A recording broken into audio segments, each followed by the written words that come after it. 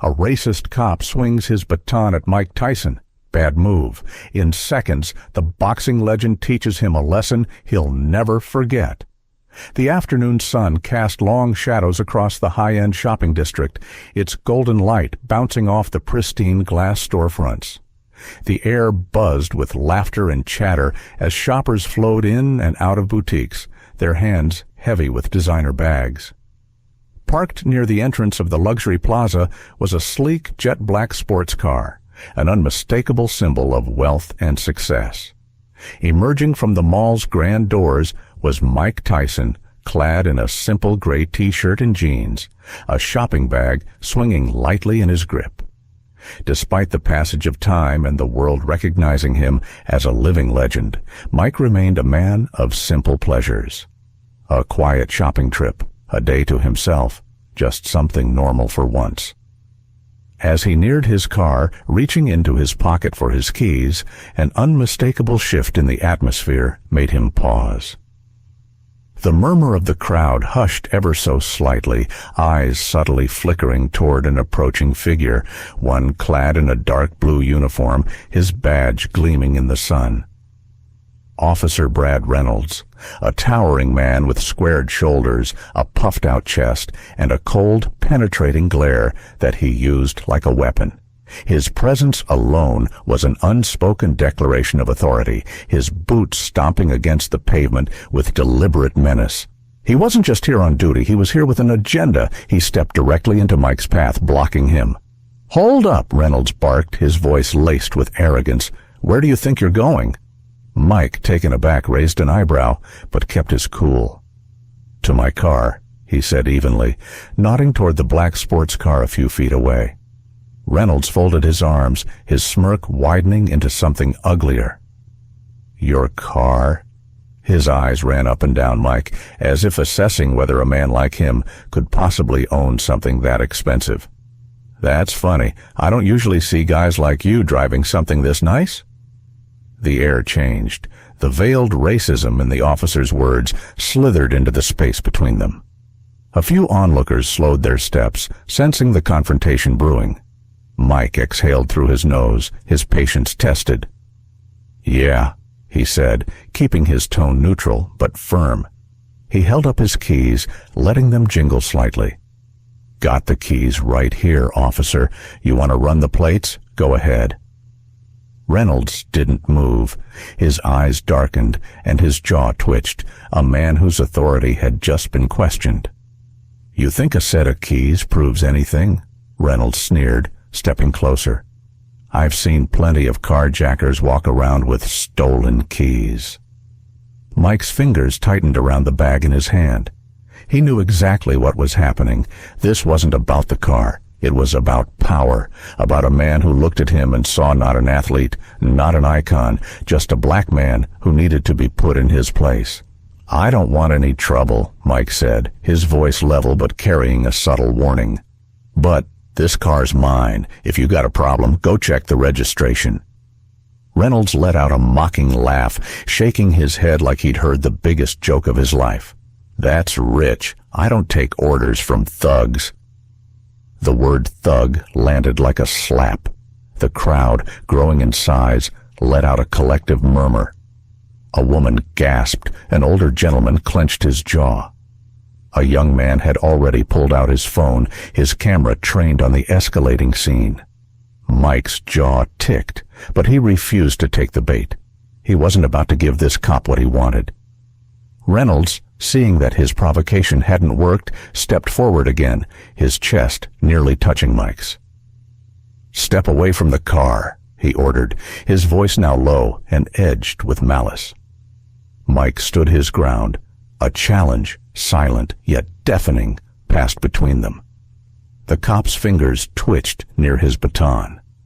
"Hands where I can see them," Reynolds suddenly barked, his voice rising, his face turning red with frustration. Mike slowly raised his hands, but not in surrender. It was a warning.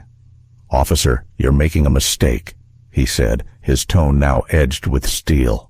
"Think real hard before you do something you can't take back." But Reynolds wasn't thinking. He was reacting to his own anger, his own prejudice. his own need for control. "You don't tell me what to do," he snapped. And then, in a move so sudden it startled even the crowd, he reached for his baton. The world slowed down. The baton whistled through the air, aimed straight for Mike's ribs. For a split second, it looked like the officer had just made the worst mistake of his life. Because the moment the baton moved, everything changed. The baton sliced through the air, inches away from brutally cracking into Mike Tyson's ribs. But Tyson was faster. With a lightning-quick pivot, he twisted his torso, the weapon whistling past him, missing by mere inches. A split-second move, graceful, controlled, and devastatingly efficient. The crowd gasped, their collective shock hanging in the air like static electricity. Officer Reynolds stumbled forward, thrown off balance by his own unchecked aggression. His smug confidence faltered, replaced by a flicker of frustration. Tyson, his breathing steady, his stance unwavering, locked eyes with Reynolds. His expression was calm but unreadable, like a lion watching a foolish hunter step into his territory. "That was your first mistake," Tyson said, his voice low, smooth, dangerous. Reynolds, his face twisting into an ugly scowl, tightened his grip on the baton, his fingers whitening around the handle. He wasn't about to let some washed-up fighter embarrass him, especially not in front of an audience. The crowd, now a restless sea of murmurs and smartphones held high, had fully turned their attention to the scene. Some people shouted in protest, others whispered warnings to their friends. "This ain't gonna end well for that cop," a young man muttered. But Reynolds didn't care. His pride was on the line, and in his warped, power-hungry mind, he wasn't just dealing with some random guy. He was dealing with a black man who dared to challenge him. And that was something he wouldn't tolerate. He took another threatening step forward, baton raised again. "I don't care who you think you are," Reynolds spat, his voice shaking with barely concealed rage. "You think you're going to outmaneuver me? That little dodge just sealed your fate." Tyson, still eerily composed, didn't flinch. He simply stared, his dark eyes now a quiet storm simmering beneath the surface. Reynolds misread it as weakness. He lunged again, swinging the baton in a brutal downward arc, this time aiming for Tyson's shoulder. But Tyson was done playing defense. Before the weapon could connect, Tyson's right hand shot up like a cobra striking its prey. Crack! In an explosive display of speed, he caught the baton mid-air, stopping it dead in its tracks. The impact rattled Reynolds' entire arm, the vibration reverberating through his bones like a shockwave. His face twisted in disbelief as he yanked at the weapon, but Tyson's grip was unmovable, unshakable, a vice forged in the fires of countless fights. Reynolds was no longer in control. The crowd erupted. Cheers, gasps, and a few people breaking into nervous laughter as they realized what had just happened. Reynolds, now fully aware of the mistake he had made, tried to wrench the baton free, but Tyson wasn't letting go. He tilted his head slightly, his lips curling into the smallest smirk, and said one sentence that sent a chill straight down Reynolds' spine. "That's 2 mistakes." Then, in one fluid motion, Tyson ripped the baton from Reynolds' grip, flipping it in his hand like a casual afterthought. Reynolds staggered back, his hands instinctively raising in shock. He was now unarmed, exposed, and Tyson was still standing tall, the baton now in his hands. The tension in the air shifted violently. The once arrogant cop was now the vulnerable one, and he knew it. His breathing turned shallow, his chest rising and falling rapidly. His eyes darted around the crowd, desperately seeking backup, seeking some way to regain control of a situation that had now completely slipped from his grasp. The fear was setting in. But he wasn't done yet. His fingers flew to his belt, reaching for his radio. His voice, now shrill and tinged with desperation, crackled through the speaker. "I need backup now!" The crowd booed loudly, realizing exactly what was happening. "Oh, hell no," a man shouted. "Now he wants backup, after trying to assault a man for no reason." A woman called out, "You just tried to attack him. You lost and now you're crying for help." People pushed forward, voices rising in anger, their frustration boiling over. This wasn't just about Mike Tyson anymore. This was about justice. This was about every abuse of power, every lie, every injustice people had suffered at the hands of men like Reynolds. Tyson, however, remained motionless, his grip on the baton firm but calm. He let Reynolds bark into his radio, let the panic seep into the man's voice, let him feel the consequences of his actions. Finally, Tyson took a slow step forward. The crowd fell into a hushed silence, their eyes locked on the man who had once been a heavyweight champion, but today was fighting a much bigger battle. Tyson lifted the baton slightly, rolling it between his fingers. His voice was quiet, controlled, but carried the weight of 1,000 unspoken truths. "You abused your power today, Officer Reynolds." Reynolds swallowed hard, his face paling. "You saw a black man with a nice car and assumed he was a criminal. You tried to humiliate me. You tried to hurt me." Tyson's eyes, dark and burning with quiet fury, pierced straight through Reynolds. "And now that you've lost, you're crying for backup." The cop had no words, just heavy breathing, just the realization that the crowd was against him now. Just the sinking feeling that he was no longer the hunter, but the hunted. The air was thick with anticipation. The next move was Tyson's, and Officer Reynolds knew it. Reynolds froze. His baton, which he had wielded with such arrogance and entitlement, was now nothing more than dead weight in his hands. The murmurs in the crowd grew louder, rippling like a wave of realization. "Wait a minute, that's Mike Tyson," someone gasped. Reynolds' blood ran cold. His grip tightened around the baton as his chest heaved, his pride fighting tooth and nail against the reality crashing down upon him. His entire body screamed defiance. But his eyes, his betraying, panicked eyes, flickered with doubt. Mike Tyson stood completely still, his form unmoving, but his presence suffocating. He was no longer just a man standing in that parking lot. He was a storm waiting to unleash itself.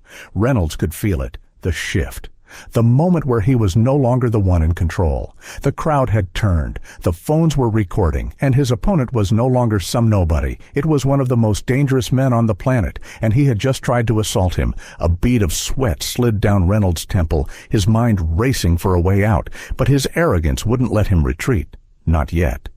"You think this changes anything?" Reynolds hissed, his voice a strained whisper. "You think because you're famous, you can get away with anything? You're still just another thug." The crowd booed loudly, their frustration at the blatant racism now fully boiling over. Tyson's smirk faded. In its place, an eerie stillness settled over his features. His voice, when he finally spoke, was so low, so controlled, that it sent a chill through the air. "I want you to think very carefully about your next move." The warning was as clear as day, and yet Reynolds' arrogance wouldn't let him back down. With a snarl, he gripped the baton tighter and lunged forward again, his final act of defiance. Big mistake. Tyson moved in a flash. Before Reynolds could even blink, the baton was gone. In one swift, bone-chilling movement, Tyson had snatched it straight from his hands, like he was plucking a feather from the air. The crowd erupted into deafening cheers and gasps. Reynolds stumbled back, wide-eyed, his breath coming in shallow, terrified gasps. Tyson now held the baton, effortlessly, like a king holding court over a fool. He twirled it once, his grip solid as stone, letting the weight of the situation sink into Reynolds' bones. Then he took one slow step forward. Reynolds flinched. The shift was complete. The mighty Officer Reynolds, the man who had just tried to bully, humiliate, and assault Mike Tyson, was now the one shrinking. The predator had become the prey. Tyson spoke again, this time louder, for everyone to hear. "What's wrong, officer? You were just real brave a second ago." Reynolds' jaw clenched, his fingers twitching at his sides, But he didn't move forward. He couldn't, because he knew. One more mistake, one more stupid move, and he'd be the one on the ground. Tyson took another step forward, his voice unwavering, a force of pure control. "You want this back?" He held up the baton. "Go ahead, take it." Reynolds didn't move. His pulse pounded in his ears, his brain screaming at him to do something, anything, but his body refused. The weight of his failure, of the entire city watching, of his racism being put on full display, it was crushing him. And then sirens. The piercing wail of approaching police cruisers filled the night. Red and blue flashed across the parking lot, reflecting in the sea of phones still recording every second. Reynolds' face drained of color. Tyson, finally satisfied, let out a small, amused exhale, then casually tossed the baton to the pavement at Reynolds' feet. "I think we're done here." The crowd exploded in cheers, some laughing, others chanting, "Tyson! Tyson! Tyson!" But Reynolds barely heard it. His entire career, his reputation, his illusion of power. It was all crumbling around him, and the worst part? There was nothing he could do to stop it. As the police cars skidded to a halt, officers spilled out, their faces a mix of confusion and concern. The moment of reckoning had arrived, and Reynolds knew it. Here's the final part of the story, rewritten with heightened suspense, deeper conflict, stronger themes of racism, abuse of power, and justice prevailing. The fall of Officer Reynolds is made even more humiliating and public, while Tyson's dominance remains effortless and powerful. The air was electric. The moment of reckoning had arrived. The once arrogant and untouchable Officer Reynolds stood exposed, his authority stripped away, his reputation dismantled by his own actions. Mike Tyson, the man he had tried to humiliate, assault, and dominate, had reversed the script. Now it was Reynolds who stood in humiliation, trapped in the relentless gaze of the crowd, a villain in his own horror story. The crowd, which had once watched in stunned silence, had turned against him, and the tide of justice was unstoppable. The sheer weight of the moment pressed down on Reynolds like an avalanche. The sea of phones recording every second was his true downfall. This wasn't just an embarrassment. This was career-ending. His face, drenched in sweat, twisted into something between anger and desperation. His eyes darted around, searching for an escape, an out, a saving grace. There was none. His body quivered as he gritted his teeth, desperate to maintain control. But it was long gone. Tyson, still standing tall, took one last step forward, closing the distance. Reynolds flinched, and just like that, it was over. A murmur of disbelief spread through the crowd. This was the same cop who had swaggered in, brimming with authority, convinced that his badge made him untouchable. Now, in the face of real power, in the presence of a man he could neither intimidate nor control, he shrank. Tyson exhaled slowly, shaking his head. Then, with deliberate slowness, he tossed the baton at Reynolds' feet, a final, devastating show of dominance. "You don't need that anymore." The crowd erupted. Boom! Laughter, cheers, chants. The once mighty Officer Reynolds was now nothing but a joke, a failure, a racist bully whose own arrogance had destroyed him, and just when he thought it couldn't get worse. The sirens. Police cruisers skidded into the parking lot, their tires screeching, lights flashing. Reynolds froze, his face draining of color. His fellow officers were here, and they weren't coming to save him. Among them, Captain Morales stepped out, his cold gaze locking onto the scene. A seasoned veteran, Morales had seen plenty, but never this. Never one of his own officers publicly disgracing the badge this spectacularly. The crowd immediately turned to Morales, their voices merging into a single frenzied roar of accusations. This guy assaulted an innocent man. Racial profiling. We got it all on video. He attacked Mike Tyson. Morales' jaw tightened. He turned his gaze to Reynolds, who stood motionless, his mind racing for an excuse, an explanation, a way out. Tyson, standing calm and unbothered, folded his arms, waiting. The moment stretched. Then, in a voice like steel, Morales uttered the words that sealed Reynolds' fate. "Hand over your badge and gun." The entire crowd went silent. Reynolds staggered back. "What?" he stammered, his breath shaky. Morales' voice wasn't a request, it was a command. "You heard me." Reynolds' lips quivered. His entire career, his power, his shield, gone. And the worst part? The world was watching, phone still recording, a moment he could never erase. With shaking fingers, he unclipped his badge and placed it in Morales' outstretched hand. The silence was deafening. His gun followed next. With one final sigh, Morales looked at Reynolds, his voice cold. "Get in the car. You're done." Reynolds opened his mouth to speak, to argue, to beg, but there was nothing left to say. He turned, face burning with humiliation, and climbed into the back of a squad car, the same car he had used to intimidate others. Now? He was the one being taken away. Poetic justice. The crowd exploded into cheers, applause, and laughter. The mighty had fallen, and justice had prevailed. Aftermath. The legacy of that day. Mike Tyson took a deep breath, finally allowing himself to relax. The crowd rushed him, eager to shake his hand, take pictures, and thank him. One man clapped him on the shoulder, grinning. "Man, you just did what we all wish we could do." Tyson chuckled, shaking his head. "I just did what was right." A woman, tears in her eyes, stepped forward. "You don't know how much this means to us, to every black man who's been harassed like this." "Thank you." Tyson nodded, his expression serious now. "It shouldn't have to be like this, but until it changes, we stand up, we fight back." Her eyes shone with gratitude, the footage of the event. It went viral. Within hours, it had been seen millions of times.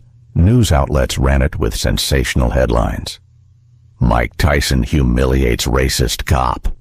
Boxing legend teaches a lesson in justice." When the bully meets the wrong man. Reynolds, fired, charged, exposed.